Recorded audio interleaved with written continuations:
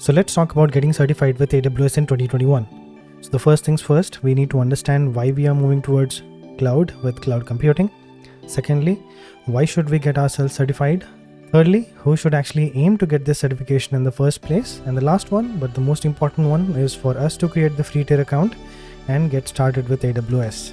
And today we will start with cloud computing and why is it important for you and me and for everyone who wants to work with AWS. So if you're ready, let's begin.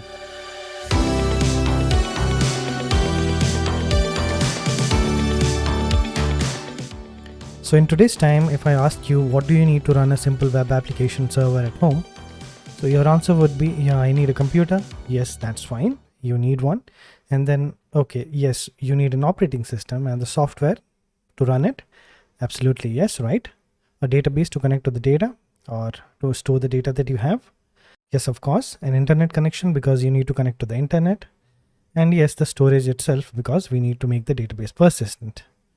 And yes, also we need a server which actually brings everything together and we are able to host the application that you have. So that is pretty much everything that you need, isn't it? But what if I told you once your application becomes popular and your subscriber count or your website application or the application that you have grows, you are going to find a hard time managing it. Because if suppose this is for a single user, then it's fine as you're going to have very less traffic coming into your website. But if you grow big, can you seriously handle the enormous traffic? What if there are thousands and millions of users that are coming to your website? I don't think you will be able to manage it. So you might say that I'll scale it, I'll improve the storage capacity, I'll increase the bandwidth that I have, I'll increase the processing power, I'll improve the server that I have. But do you know how much it would cost to just maintain and expand it? It'll be very, very expensive to make sure that everyone gets the right amount of traffic and they are able to use your application or the website that you have.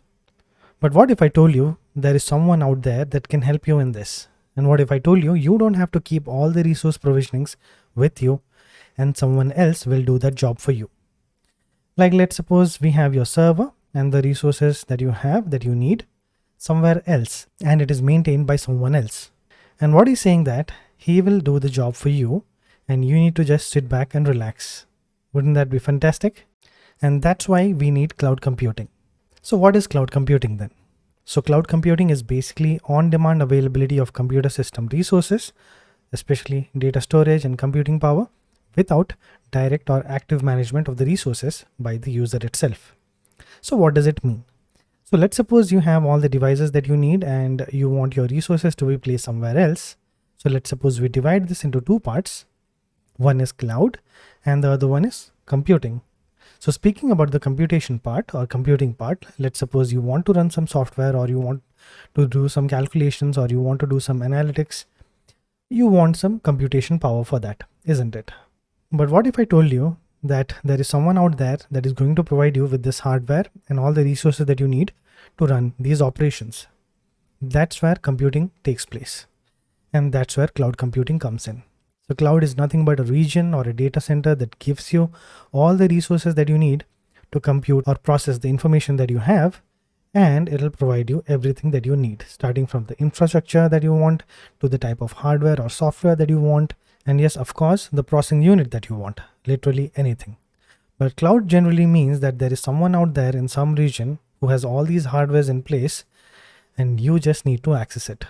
Of course, by paying some money because you want to leverage the resources that they have. So you need to pay for this and you can use it. So cloud doesn't mean that it is basically on the cloud. It means that it is not residing in your physical premises or the premises that you stay. It's somewhere else and they are providing the resources for you to do the computation that you want. So cloud computing or cloud computation is very much in demand because some of the resources that you need might be very costly and they might not be that relevant to keep it for a long time, because you just want to perform the operation and that's all. So this will help you in maximizing your productivity by just not thinking about or getting worried about the physical hardware that you need to purchase because somebody out there has already done it for you. And that's why everybody is moving towards cloud computing because it is cheap, not literally cheap, but is very much available. And you can find any type of resources that you want. Let's suppose you want a smaller hardware or less computational power, you can get that. Or if you want to increase it, you can scale it as well. On demand anytime that you want.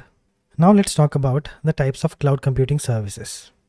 So the first one is public cloud. So as I have mentioned here, public clouds are owned and operated by third-party cloud service providers. So let's suppose we are using Amazon Web Services and you are just using your computer to use their services to create some instances or store your data. So all the services that you have, that you see here on AWS or Amazon Web Service that we call, are on the public cloud so that anyone can use it and operate on that. But the most important thing that you have to understand here is that because that will be managed and owned by the third-party cloud service provider like AWS or Google or Azure based on what you're using right now. So you don't have to worry about that, or you don't have to worry about anything regarding the infrastructure or the resources that you are currently using. You just need to manage your data. You need to manage your code that you have. You need to manage your users and anything related to your product, but you don't need to worry about the hardware or the services that you're making use of from the cloud service providers. The next one is private cloud. So let's suppose you have a laptop or computer or even a server rack and you are running a business on your own exclusively. So the hardware and the software and all the resources that you use are owned by you or the single business unit or the organization itself that you're working on. So no third party is involved in this. The whole responsibility of the resources belongs to the business owner and the organization, that is you or the company that you're currently working on. So everything that you're using, starting from the computational resources to the storage and the power, belongs to you. So you have to manage it. That is why it is called as private cloud. And the third one is hybrid cloud. So hybrid cloud is a combination of public and private cloud. So you might ask how. So basically what it means is that half of the organizational resources are provided by the third-party vendors like AWS or Rackspace or Azure, and the other half of them are owned by the business entities and the organization itself.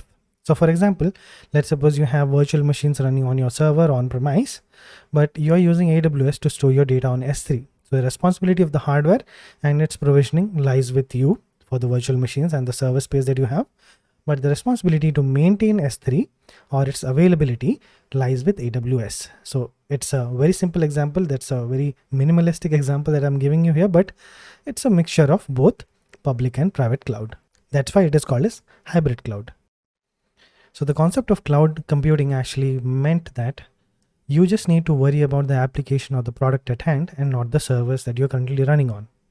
So with cloud computing, you need to bring your code or application and you don't have to worry about the application hosting. You will be provided with the computational resources that you need to create a productive application with high availability and power that it needs to serve its consumers. And with this, you and your consumers will be satisfied. And that's what it means to be on cloud. It doesn't mean it's up there on the cloud, but it means that you don't have to worry about the servers or how to manage it. You need high performance, you will get it. You need high availability, you will get it. You need an API gateway, you will get it.